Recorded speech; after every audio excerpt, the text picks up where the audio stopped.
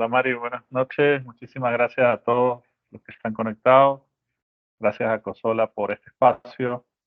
Y tal cual como comentaba María, vamos a hablar acerca de la potencialidad en el establecimiento de redes geodésicas de los GPS diferenciales SAUT y de los modelos que ofrecen posicionamiento visual y un rastreo satelital de vanguardia, eh, digamos, llevado de la mano con lo que es la presencia de un nuevo board GNSS dentro de nuestros modelos de GPS diferencial.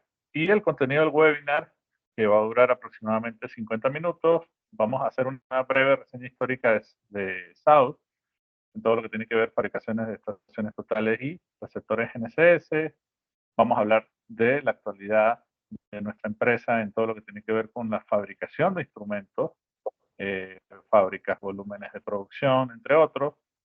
Y pasaremos a el contenido técnico que tiene que ver con el Galaxy G2, que es el GPS diferencial más utilizado para el establecimiento de redes geodésicas, cómo configurar nuestro propio caster entry utilizando un servidor gratuito de SAUT, nuestro nuevo GNSS Galaxy G4, lo tengo acá conmigo, es un GPS diferencial con rastreo satelital de vanguardia, ya que tiene un nuevo board GNSS con mayor número de canales y hablaremos en qué impacta esta característica en el rastreo satelital. También el otro protagonista que tengo conmigo es el South Inno 8 y también el Insight V2, que son receptores que incorporan cámaras para diversas opciones. Hablaremos un poco acerca de la interoperabilidad de modelos de GPS diferenciales South, tanto con modelos antiguos como también modelos de otras marcas en el mercado y cómo sacarle mayor provecho a todo lo que es las bases y los rovers. Y por último hablaremos de nuestro software de campo, que es el South Surstar, que es una aplicación que ofrece con la inversión inicial todos los módulos que ella contiene, a saber, replanteo CAD, módulo GIS, replanteo de superficies, ya tiene una característica para el manejo de estaciones totales, de ecosondas, entre otros. Revisando lo que es la trayectoria histórica de SAUT en la fabricación de estaciones totales, SAUT está cumpliendo 35 años de experiencia en el mercado internacional. Es la empresa china pionera en todo lo que es la industria de la geoinformación. Tiene 5 bases de producción de clase mundial. Esto quiere decir que produce equipos para todo el mundo, ubicadas en 4 ciudades.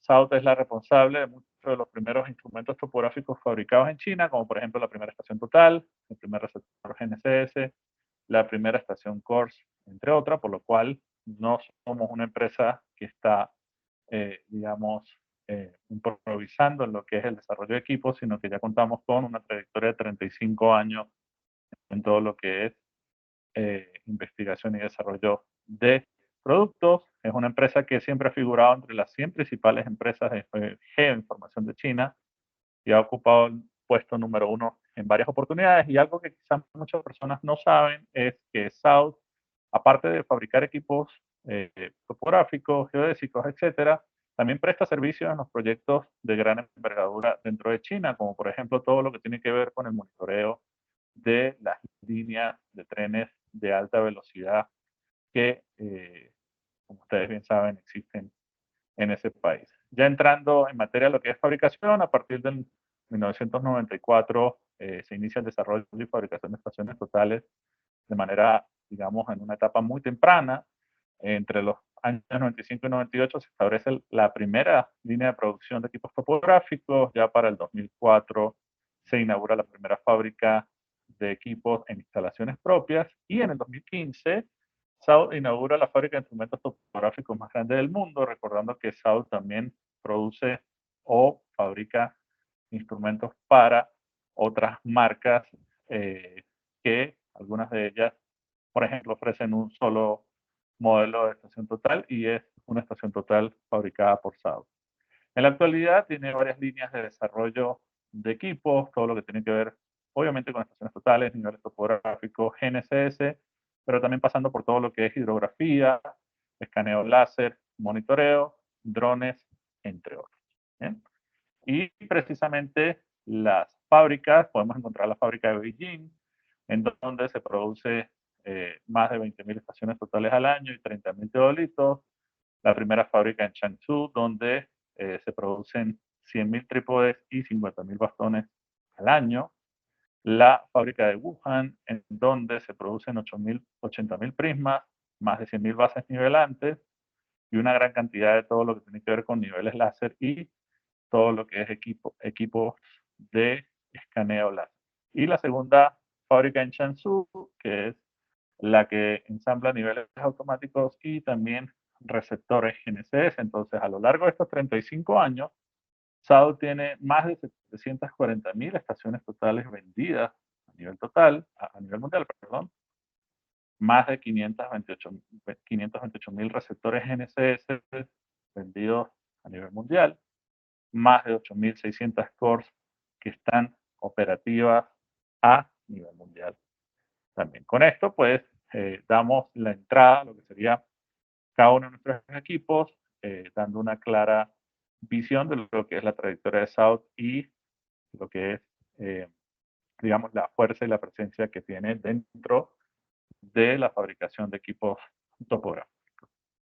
Vamos a hablar ahora del GPS diferencial Galaxy G2, muy utilizado en el establecimiento de redes geodésicas y con características muy interesantes como el poder configurar nuestro propio caster en trip utilizando un sensor, un servicio gratuito de SAO. Muchas características eh, similares entre todos nuestros receptores NSS. La primera de ellas es que todos nuestros receptores son capaces de rastrear y de utilizar todas las constelaciones globalmente disponibles. Eso es GPS, GLONASS, Galileo y Beidou. Hay muchas personas, lamentablemente todavía en Latinoamérica, que no creen que Beidou y Galileo es posible utilizarlo. Eso es un mito, o algunas empresas lo utilizan como marketing para vender solamente equipos que rastrean GPS y luego cobrar algo adicional para poder activar, entre comillas, GLONASS, Beidou y Galileo. Sencillamente lo que hacen es truncar el equipo para sacar más dinero a lo que sería el cliente. Tiene un board SOC de 1598 canales y tiene la posibilidad de trabajar con Galileo Hub, que es un servicio de corrección de alta precisión, en donde ustedes con una sola inversión inicial se puede hacer la actualización del firmware del equipo y colocar un código para el registro de la licencia permanente, en donde ustedes, digamos, de manera perpetua van a poder utilizar este servicio de corrección que les estaré hablando un poco más adelante. Dentro de las características muy útiles del G2, tenemos la presencia de distintos puertos. Tenemos el puerto USB tipo C, que no solamente nos permite cargar la batería interna, que es de 6.800 mAh, sino que a través de ese puerto podemos descargar rápidamente todo lo que son los datos crudos de mediciones estáticas, etcétera. Y a su vez podríamos extender la jornada de trabajo eh, conectando un power bank, con lo cual nosotros podríamos tener, si se quiere, una batería externa allí trabajando para extender esas jornadas de trabajo que quizás van un poco más a lo que tenía la carga el receptor en ese momento.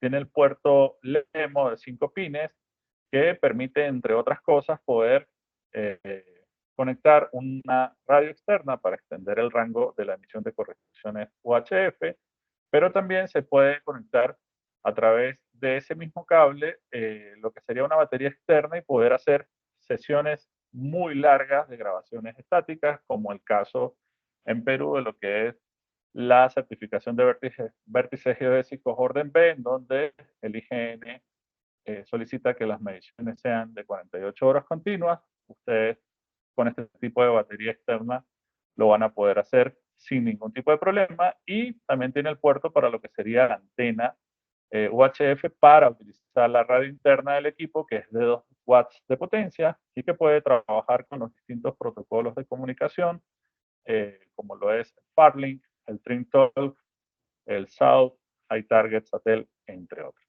¿Bien?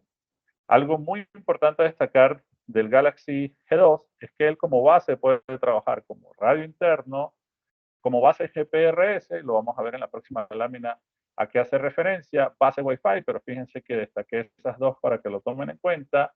Puede emitir correcciones a través de Wi-Fi para drones RTK como DJI o Autel.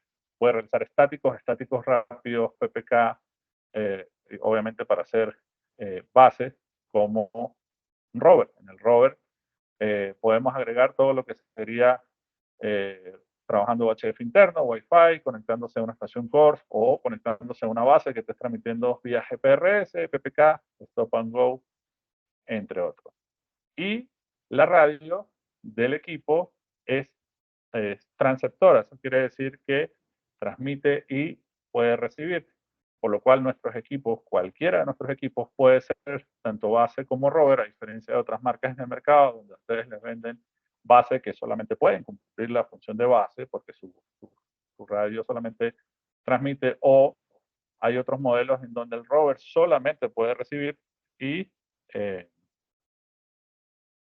eh, no es capaz de transmitir correcciones como base, entonces pierden por allí versatilidad con lo que es el equipo que ustedes están adquiriendo.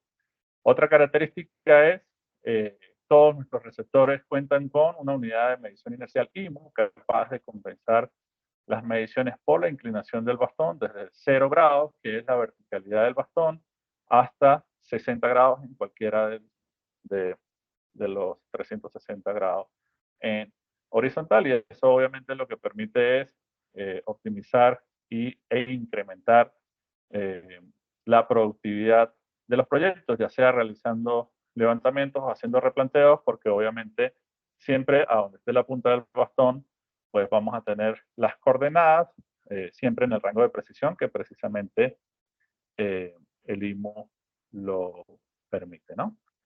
Es capaz de registrar datos crudos en formato binario propio, como el STH, y también se puede colocar a grabar datos directamente en formato RIMEX, pero en el caso de Perú y del IGN, el IGN pide que se respalde tanto los datos crudos nativos, que en este caso sería el STH, y luego nosotros tenemos lo que es un convertidor de esos datos a cualquier versión del RIMEX que ustedes necesiten.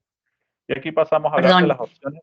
el convertidor de datos está dentro del SGO, digamos, del software de postproceso. ¿No, Inge? Yo para que Correcto, sacarnos correcto. las dudas que tenemos todos. Gracias. Hablando de las opciones de transmisión de correcciones, utilizando como base el G2, pues tenemos en esencia tres posibilidades. La primera es trabajar con una radio UHF, ya sea interna o externa, en donde la base le hace llegar las correcciones al rover precisamente mediante este método, mediante señal de radio. Tenemos la segunda opción que es vía GPRS, que es cuando nosotros instalamos un SIM card a la base, ¿verdad? Gracias a su ranura SIM card que tiene al lado del puerto USB tipo C. Y el rover, la base lo que va a hacer es colocar esas correcciones en un servidor gratuito de SAUT, y el rover va a ingresar a ese mismo servidor gratuito para tener las correcciones. Esto, si se quiere, guardando distancias, como yo siempre lo digo, es como si ustedes configuraran su propia core, porque están sacando de juego lo que es la variable de la radio UHF.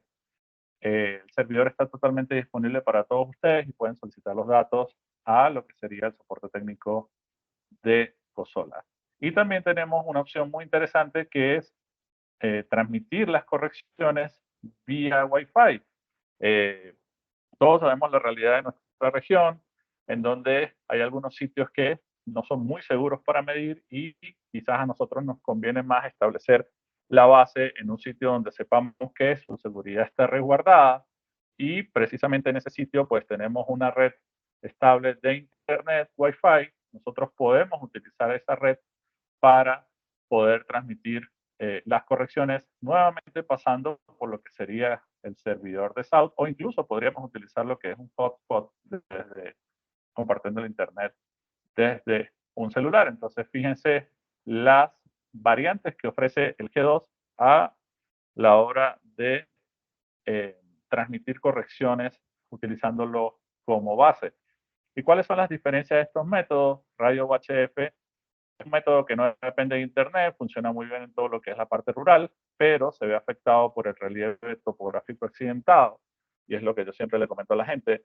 Si yo tengo una base transmitiendo UHF y viene una montaña y viene un cambio fuerte en la vía, pues la señal UHF no va a poder pasar esa montaña por las mismas características de la señal UHF, y la señal se debilita con la distancia y también a mayor cantidad de obstrucciones que va atravesando, mientras que los otros dos métodos, si bien dependen de Internet, no está afectado por el relieve topográfico, la señal no se debilita con la distancia y se puede elegir un sitio seguro para lo que sería el establecimiento de las bases. Entonces, esto también lo pueden encontrar en todo lo que es las capacitaciones que ofrece Ecosola al momento de adquirir los equipos. Y vamos a entrar específicamente en por qué nosotros podemos utilizarlo para el establecimiento de redes geodésicas.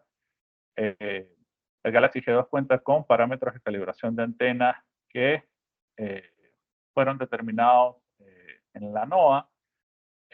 Aquí podemos ver el listado en donde desde el 20 de agosto del 2021 posee esos parámetros, en donde el código que se le asignó al receptor es STH Galaxy G2.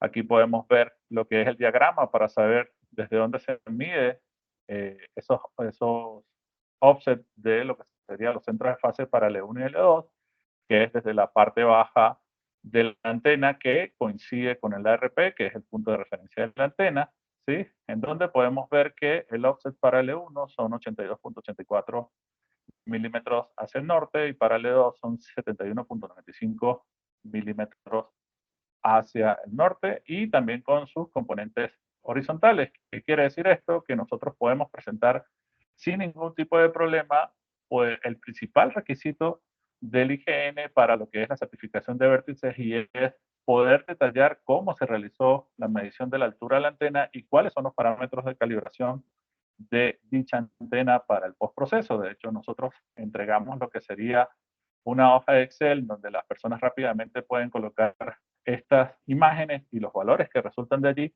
a todo lo que es la monografía que luego van a presentar al IGN para realizar su certificación. Esto es información que está pública en la página web del ngsnoaa.gov. Y como todos sabemos, el IGN utiliza en esencia 3 software de postproceso para poder hacer las revisiones de los vértices geodésicos. Uno de ellos es el software Leica Infinity, y aquí estamos ilustrando lo rápido y fácil que es poder cargar los parámetros de una antena como lo es el Galaxy G2. Nos vamos en el Infinity, en el menú procesar, ubicamos la opción de gestión GNSS y luego en importar seleccionamos antena.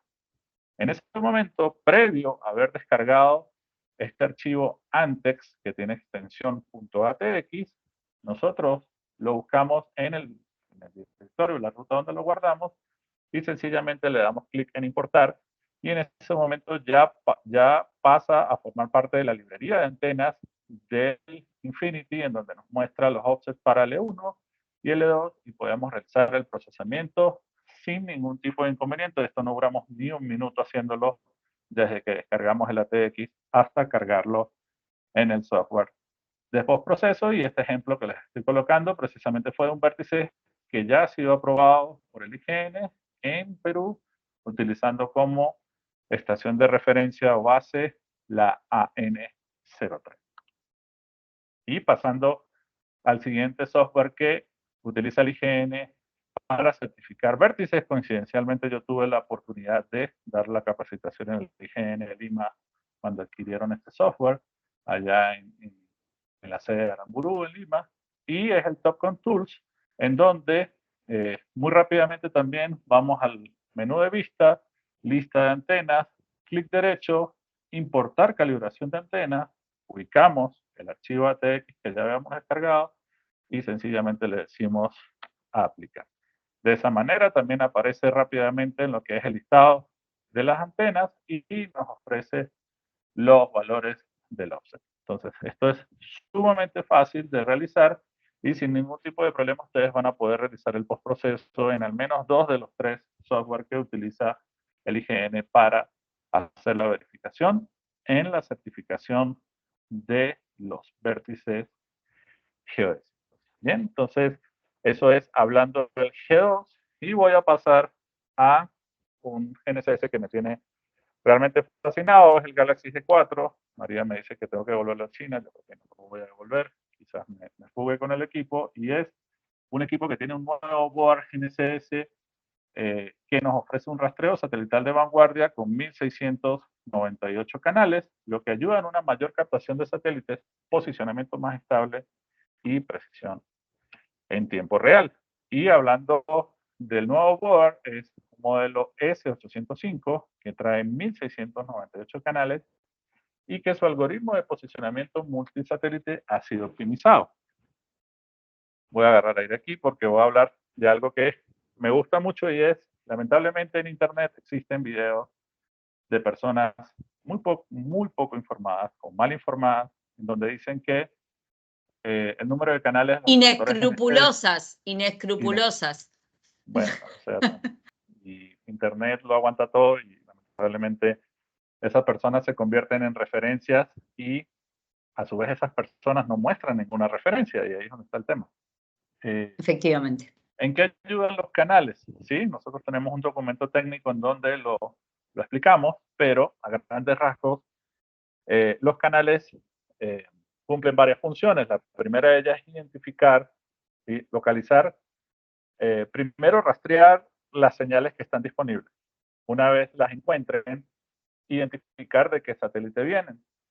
Y luego de que identifican, pasarlo a otro grupo de canales que son los que lo mantienen la señal enganchada o haciendo el tracking para lo que es el posicionamiento. Entonces, vámonos al principio. Nosotros necesitamos de la señal de los satélites para poder posicionarnos.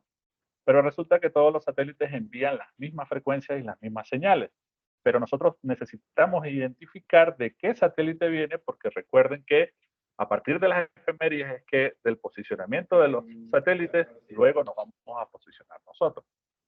Entonces, si nosotros tenemos un equipo con mayor cantidad de canales, yo voy a poder eh, distribuir esa cantidad de canales en, bueno, por darles un número ejemplo, voy a colocar 500 canales a que hagan la búsqueda de la señal, voy a colocar 500 canales a que hagan la identificación de qué satélite viene y el resto de canales para que hagan el tracking y mantengan el posicionamiento. ¿Qué pasa con los equipos que tienen menor cantidad de canales? Eso no quiere decir que no ofrezcan posicionamiento porque necesitamos solo 4 satélites para obtener una posición tridimensional, ya que son 4 variables, X, Y, Z y el tiempo. Pero, ¿cómo me explican ustedes que yo coloque un satélite, perdón, un receptor con 1698 canales y coloque otro receptor con 220 canales y este señor está recibiendo 45 satélites mientras que este solamente está recibiendo 25? ¿Qué quiere decir? ¿Que este pagó más y hay satélites más disponibles para él? Obviamente no. Lo que quiere decir es que este equipo que tiene solamente 220 canales, como él tiene tan pocos canales para poner a buscar, para poner a identificar y luego para mantener el tracking, él sacrifica satélites. Es decir, ya más nadie puede buscarlos, por eso no logras rastrearlos. Mientras que el otro, obviamente, tiene la capacidad para hacerlo. ¿Sí? ¿Y en qué impacta eso? Impacta en que si nosotros nos vamos a un ambiente obstruido, que es el 80% de los ambientes en donde trabajan las personas con receptores GNSS, pues de esos 45 que este estaba midiendo en condiciones ideales, al entrar a una obstrucción, vamos a suponer que perdió 15, está quedando con 30 satélites, mientras que si este estaba viendo 25 y perdió 10, está quedando solamente con 15. Entonces, la diferencia es el doble de satélites que se está utilizando para la solución. Y en lo que es la búsqueda, se hace la búsqueda más rápida porque se asigna un espacio más pequeño del espectro en donde es enviada la señal y se puede identificar rápidamente. Yo siempre coloco un ejemplo, quizás está un poco trillado, pero me parece bien on point acerca de lo que quiero transmitir y es, imagínense que en un tramo de 1 kilómetro nosotros vamos a colocar una moneda o cualquier objeto, ¿sí? Si tenemos una sola persona buscando ese objeto, Imagínense que María Paz agarró, y porque eh, ella siempre le gusta ver el mundo arder, lo coloca la moneda a los 800 metros. Entonces, si una persona recorre por sí misma esos 800 metros, le va a tomar mucho tiempo ubicar la moneda, mientras que si ese segmento nosotros lo dividimos en 1 metro y asignamos a 1000 personas, pues no importa dónde María coloque la moneda, la búsqueda se va a hacer prácticamente inmediata porque al canal, que sería la persona, por decirlo de alguna manera, simplemente visualmente va a decir, aquí está. Y eso es lo que hacen los canales, mayor cantidad de canales, en especial cuando entran ambientes obstruidos y se pierden por instantes la señal de esos satélites. Entonces, la readquisición de la información es más rápida. Dime, María. Gracias, te agradezco. No solo decir que no sé si soy el G4, no sé bien qué receptor me corresponde, pero que hay una muy buena webinar sobre esto que hizo el ingeniero Higuera, que la pueden ver en nuestro canal de YouTube. Pueden entrar a nuestro canal de YouTube, los invito. Ahí van a ver una webinar que hizo Marco sobre la importancia de la cantidad de canales en los receptores GNSS o GPS, como le gusta decir a ustedes, que es muy completa y nada, eso.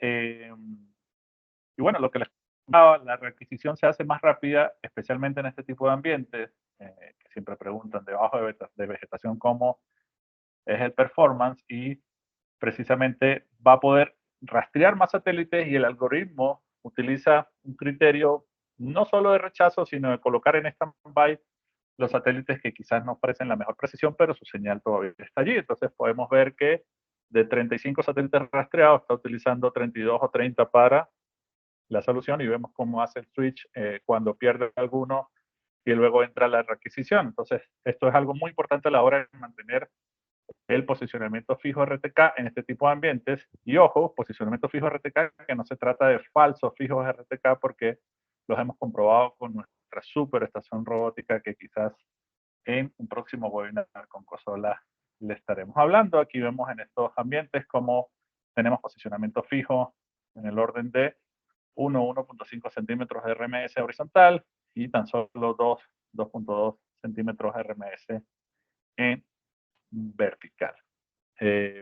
Pasando a hablar de lo que es la potencia de las radios en nuestros receptores y del uso del Farlink, que es un protocolo que se alimenta de aquellas señales que quizás están más atenuadas, que son más débiles. Nuestras radios con ese protocolo se hacen más sensibles y pueden utilizar esa señal para descifrar el mensaje de corrección. Esto fue un ejemplo o una prueba que se hizo en Bogotá, la capital de Colombia, un sitio extraurbano donde hay muchísimas obstrucciones para lo que es telecomunicaciones. Se colocó la base en la azotea de un edificio, que es la terraza más famosa de South, donde yo hago la mayoría de los videos, con una configuración básica como la que hacemos todos nosotros, y pude lograr tomar un posicionamiento fijo con el rover a 10 kilómetros, 50 metros hacia lo que es la salida norte de Bogotá, específicamente al frente de la terminal norte. Entonces, esto lo que hace es corroborar la potencia de nuestros equipos, que en South siempre nos caracterizamos a que vamos más allá de las especificaciones técnicas. Por darles un ejemplo, hay muchas estaciones totales que dice puedo medir sin prisma hasta 1 kilómetro. También hay videos en nuestro canal de YouTube donde demostramos que llegan a 1 kilómetro 160, 1 kilómetro 200. La comunicación de la estación robótica con el control remoto dice 450 metros. Logré medir 640 metros en un parque en Bogotá. Aparte de eso, los materiales, todo lo que es la robustez en su construcción, es una aleación de magnesio y aluminio, más resistente a arañazos, impactos, óxido, entre otros, por lo cual estos son equipos que pueden ser utilizados en ambientes totalmente exigentes, por decirlo de alguna manera. Y también, retomando el tema de los canales, es algo que es totalmente comprobable con los datos crudos, ¿sí? Yo en los datos RINEX puedo ver en una época de medición cuáles y cuántos satélites registró y cuántas observables logró grabar, ¿sí? Entonces aquí tenemos que Con 5 grados de ángulo de corte, el G4 logró rastrear hasta 45 satélites, 12 de GPS, 10 GLONASS, 13 de Beidou y 10 de Galileo, lo que obviamente nos lleva a un impacto esencial con los GPS diferenciales, y es, al tener mayor cantidad de información, pues obviamente voy a poder resolver líneas bases en una menor cantidad de tiempo, hablando de postprocesos, y en lo que es el tema de RTK, nos lleva a sacarle mayor provecho como una base RTK. ¿Y por qué? Precisamente porque las correcciones diferenciales se calculan para cada pseudo rango. Y ese pseudo rango es la distancia entre un satélite determinado y nuestro GPS diferencial. ¿Sí? Por lo menos aquí vemos el pseudo rango a lo que sería el satélite 12 de GPS, el pseudo rango al satélite número 3 de Beidou, etc. Entonces, la señal GNSS no atraviesa infraestructura y sí puede pasar, digamos, entre los orificios que hay en la vegetación, pero con todo esto que les explicaba hace rato, y es los cortes de información o saltos de ciclo que van a estar registrándose. Si vemos una vista cenital, pues aquí estamos ante la presencia de obstrucciones en donde esos pseudorangos no van a ser, digamos, medidos en su mejor manera. Pero aquí viene el tema de por qué nosotros recomendamos el G4 para utilizarse como base, y es, como él rastrea una mayor cantidad de satélites en comparación a otros receptores, él va a tener mayor chance de calcular las correcciones a pseudorangos. Entonces, si él está viendo 45 satélites en su mensaje de corrección, él va a enviar la corrección a esos 45 pseudorangos. ¿Sí? Entonces, en el escenario ideal, el rover va a poder corregir los pseudorangos de los satélites que tenga en simultaneidad o comunes con la base. ¿Sí? Por eso es que el RTK sí tiene una limitante con la distancia entre base y rover. Yo podría colocar un rover en la terraza del edificio donde vivo y conectarme a una estación corte china, pero no voy a tener ningún tipo de corrección porque no voy a tener satélites en común. Bien, mientras que si el rover entra en un espacio obstruido, entonces él va a tener mayor chance de corregir los satélites que esté viendo si la base envía mayor cantidad de mensajes de corrección. ¿Sí? Entonces, si ibas a decir algo, María.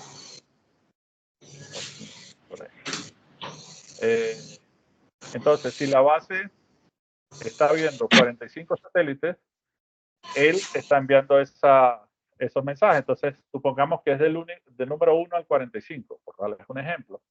Y el rover, por su obstrucción, solamente ve del 20 al 45.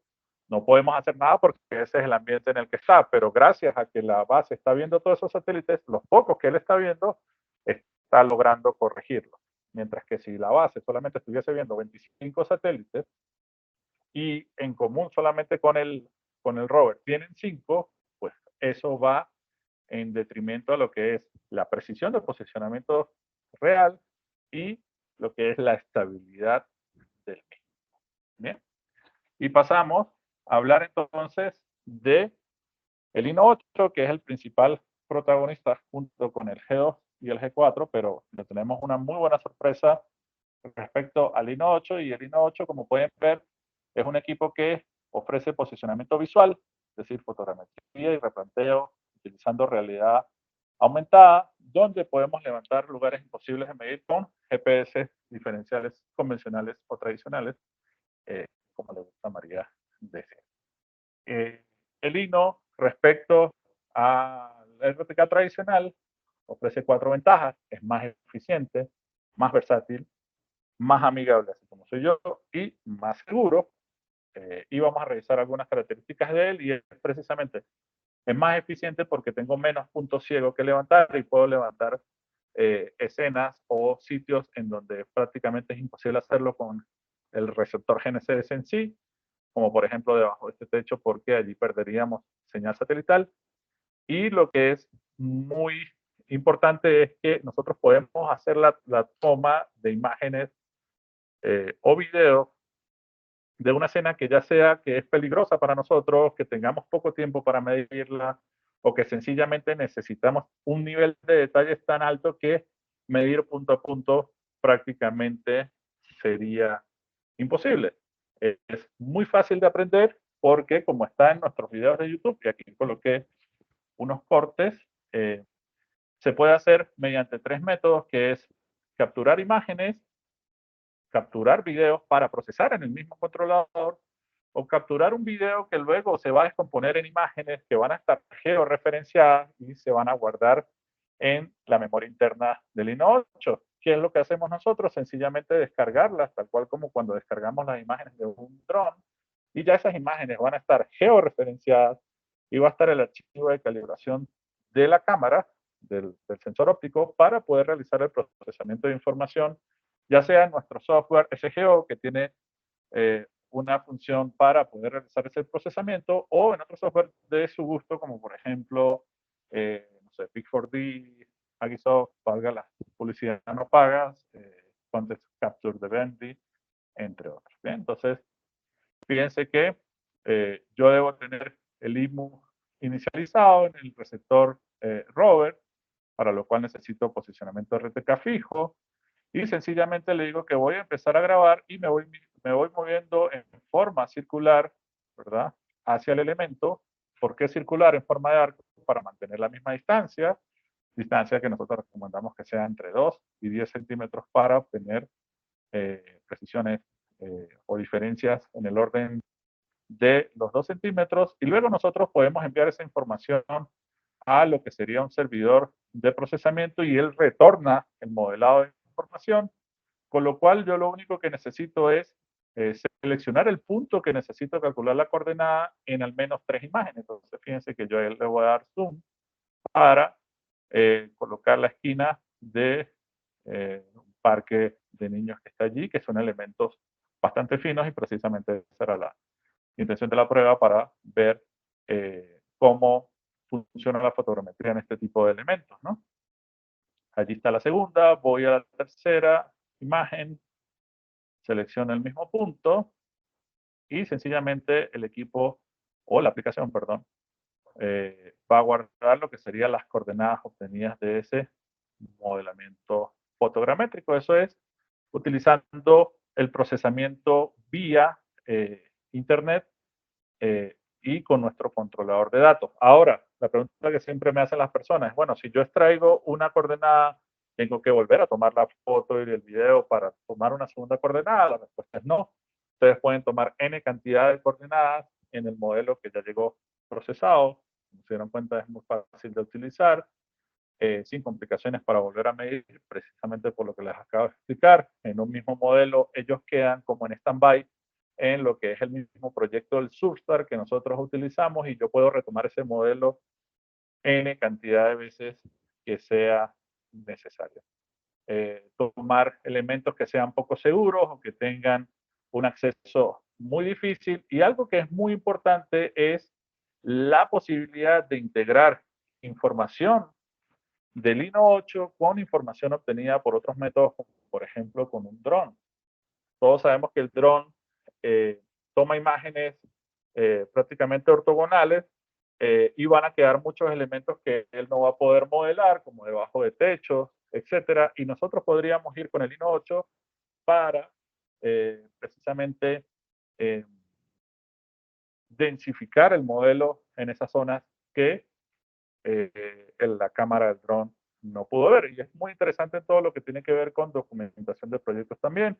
Hay empresas que lo están utilizando para todo lo que tiene que ver con registrar gráficamente todo lo que son afectaciones a terrenos, viviendas, etcétera, con los proyectos que ellos están realizando, y obviamente esa información puede ir directa a lo que es una monografía del tipo de elementos que estén utilizando.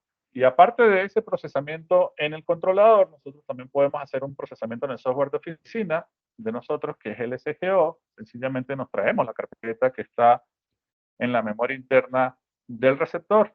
Fíjense que ahí las lee directamente el SGO. Ahí voy a mostrar, esto fue en un muro con un graffiti, este video también está en YouTube, en donde nosotros luego podemos poner a procesar y obtener el modelado 3D y sencillamente darle doble clic al elemento que nosotros queremos posicionar para extraer la coordenada. Y no solamente eso, también se podría exportar una nube de puntos, que eso sí, en SGO es bastante ligera.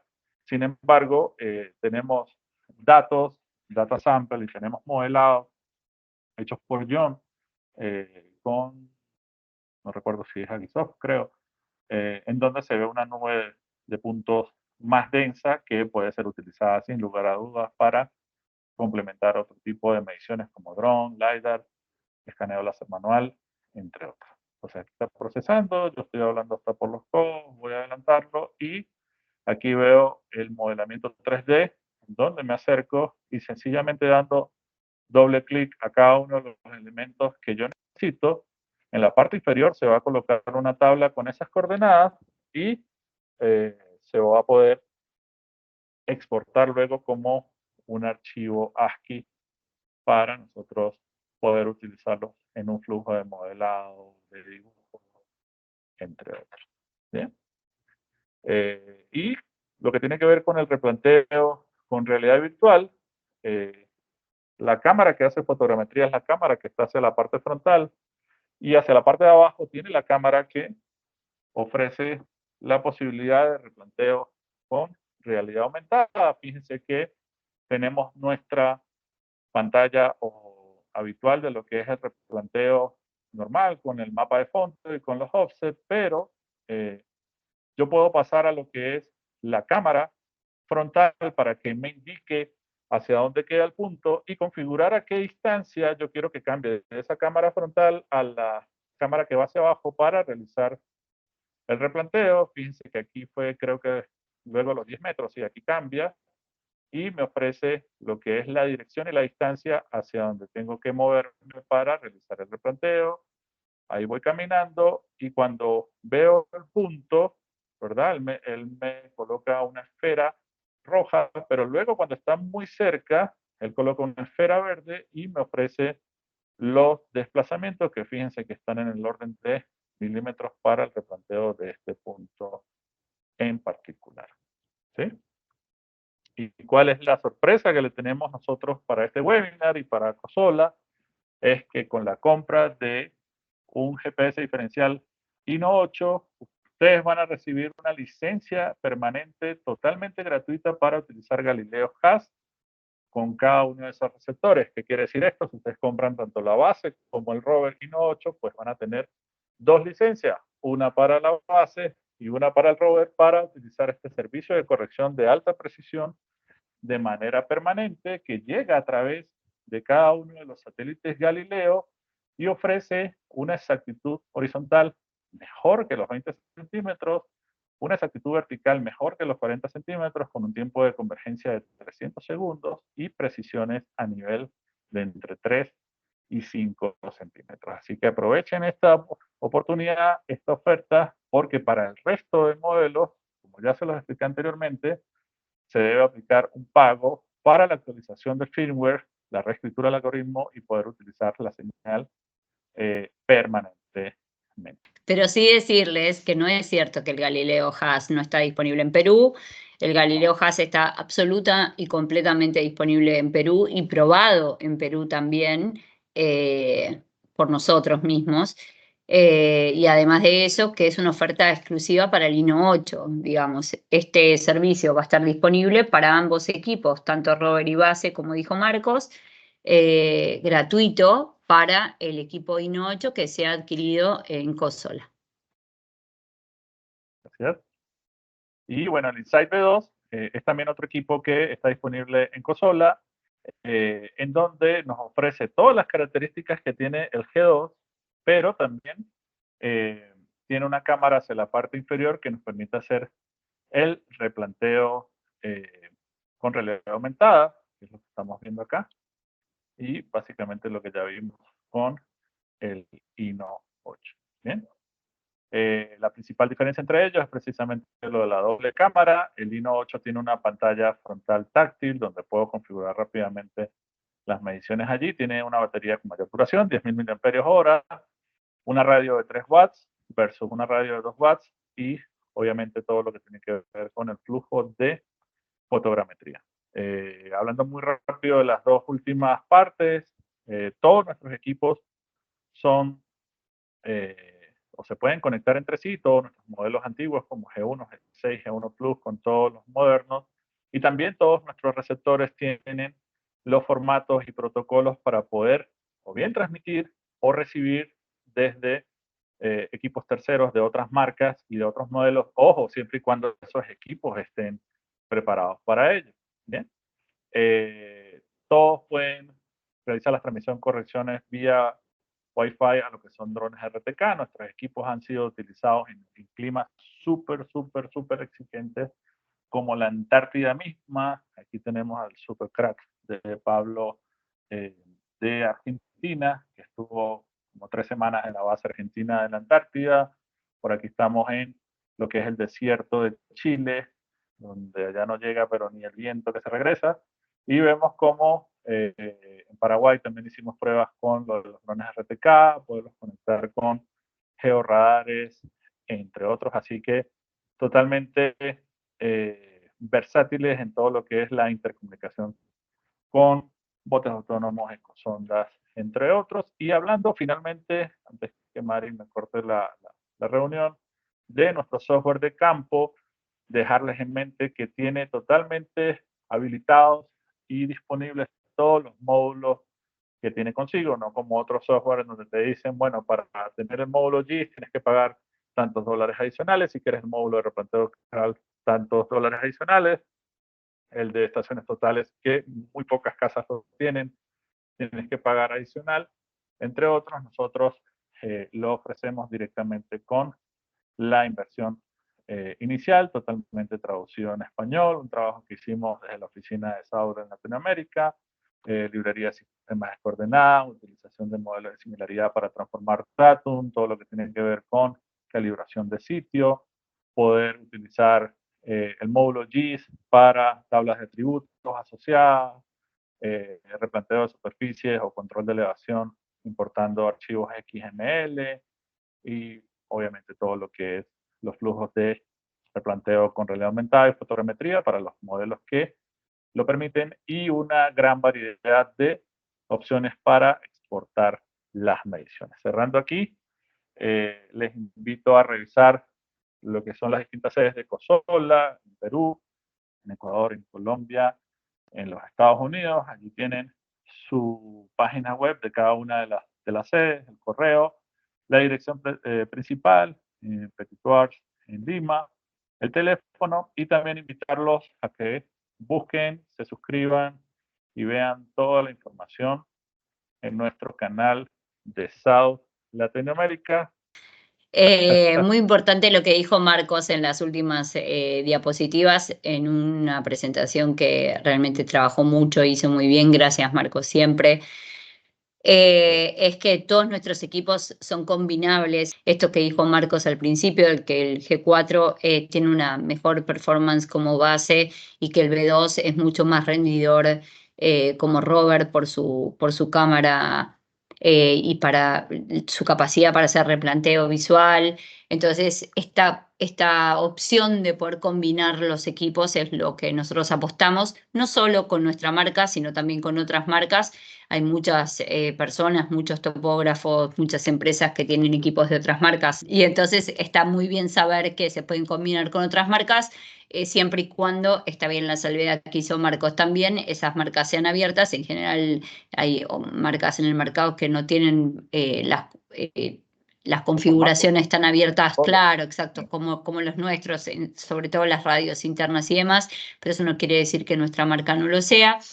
Entonces, a destacar los últimos 2 puntos, que la interoperabilidad de todos nuestros equipos, no solo con los nuestros propios versiones anteriores, son todos operables entre ellos. Quiere decir que quien tiene un G1 lo puede usar como rover y hacer que la performance del equipo sea mejor combinándolo con un G4, así como también con un B2 y hacer el trabajo más eficiente, que esa es como nuestra misión en todos, y que en campo las cosas sean mucho más eficientes y tener muchas más opciones y mejores opciones. Eso por un lado. Y la segunda, el Surstar, que no quedó muy plasmado en las últimas slides, pero que también hoy día está funcionando con estaciones totales. Si bien lo estamos puliendo, es necesario que ustedes lo usen. Hoy puede utilizarse no solo con GNSS, sino también con estaciones totales, como la N6, que es nuestra estación total más vendida. Entonces el Surstar hoy tiene un módulo para estación y desde una sola controladora poder utilizar dos equipos que van a ser complementarios entre ellos, porque ningún equipo viene a reemplazar a otro. Bueno, nada, Marcos, es siempre un placer escucharte. Muchas gracias por el PPT. Señor Luis y a toda la gente de Cosola, les deseo un buen fin de semana a todos. Muchas gracias.